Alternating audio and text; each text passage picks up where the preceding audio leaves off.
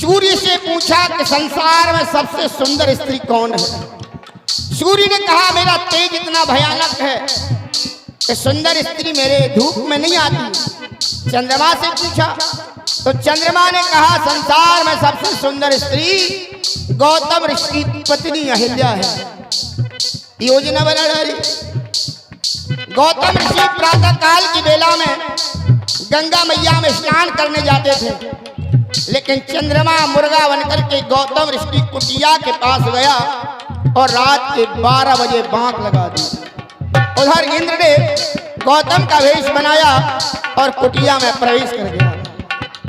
उधर जब गौतम ऋषि गंगा में गए तो गंगा मैया ने कहा अरे गौतम, आधी रात के समय तूने जगा दिया, जा तेरे घर में छल हो रहा। लौट पड़े ऋषि। इंद्र को श्राप दे दिया, शतानंद को श्राप दे दिया। अंजना से पूछा तो अंजना ने कहा हाँ एक व्यक्ति आया था। तो अहिल्या की पूरी जानकारी अंजना ने गौतम ऋषि को दे दी। तो गौतम ऋषि ने अहिल्या को श्राप दे दिया, जा तू पत्थर की हो जा। लेकिन अहिल्या ने अंजना को श्राप दे दिया, जा तेरे कुंवारे में पुत्र होगा। ऋषि को बड़ी दया आई। उन्होंने कहा बेटी अंजना, तुम्हारे अभिशाप को हम वरदान में बदलते हैं। कुंवारे में अगर पुत्र होगा तो हनुमान होगा। आज भी हनुमान जी महाराज की जय हो। अरे ऐसे बनी राम ऐसे बनी, ऐसे बनी राम ऐसे बनी, नारी से लाया है ऐसे बनी, नारी से लाया है ऐसे बनी। ये सिला का सिलसिला जब चला, कई लोगों ने कहा पथरिया बन गई महरिया। सुना होगा सभी ने। भला विचार करो, एक नारी, इतनी बड़ी नारी क्या पथरिया बनेगी? सुनते रहे लोग। अरे पथरिया तो 100 ग्राम की होती है, नारी पथरिया नहीं बनी, शिला बनी। राम जी ने पथरिया नहीं कहा, शिला। हुआ क्या? गौतम नारी श्राप बस उपल देहि धरती, चरण कमल रज चाहती, कृपा करो रघु। तो राम जी ने उस शिला में ऐसन छुआए दे। हुआ क्या? शिला वो बन गई मेहरिया, हाय मन डर पे होगा। शिला वो बन गई मेहरिया,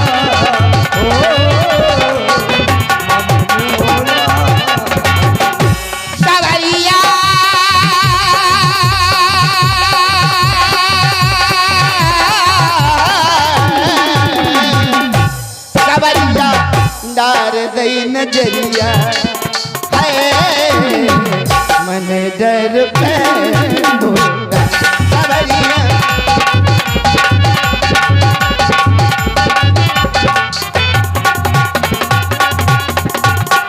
आज अगर वो अपन नाव में बैठे और अपनी नाव को नारी बन गई तो तुम्हारे 2 अम्मा हो जाए, चौपट हो जाएगा। चौपट हो जाए। सही है। और चौपट हो जाए और नाव की नाव चली जाए। हाँ। जब रोजगार ही नहीं रहे तो तुम्हें का ठसाए। सही बात है। भूखल मर जाए, भूखल मर जाए। अकेली मछलियन से काम नहीं चले, नहीं चले। तो उनसे कह दो, क्या कह दे कि हमार बाप तुम्हें पार न करी, तो मैं कह दो। अरे उनसे कह दो, उनसे कह दो,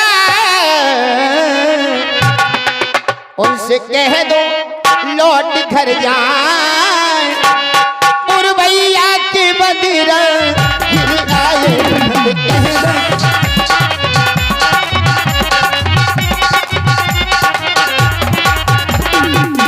हुआ क्या?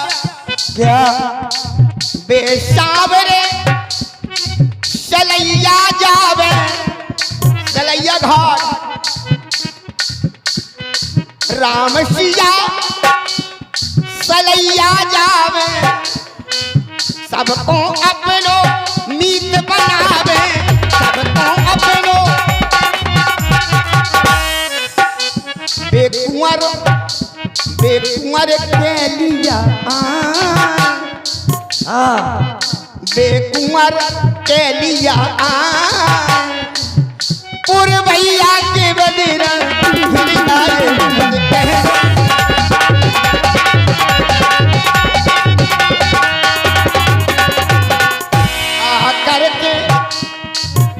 आकर के प्रेम बरसाए आकर के प्रेम बरसाए पुरवैया की बदरा फिर आए कह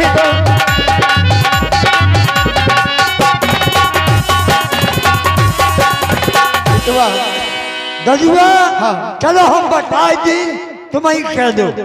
चलो चलो आओ। लेकिन तुम दूर रहिए अगर उन्हें तो छू लो तो नारी बन गए तो नारी बन जाओ नारी बन गए तो ब्याह हो गए बेटा भावरे पर है दूधा भाती हाँ जैसे दूध है हाँ दूध है के सावेरे आ जाइयो कहाँ हो सरकार आओ चलो आओ प्रभु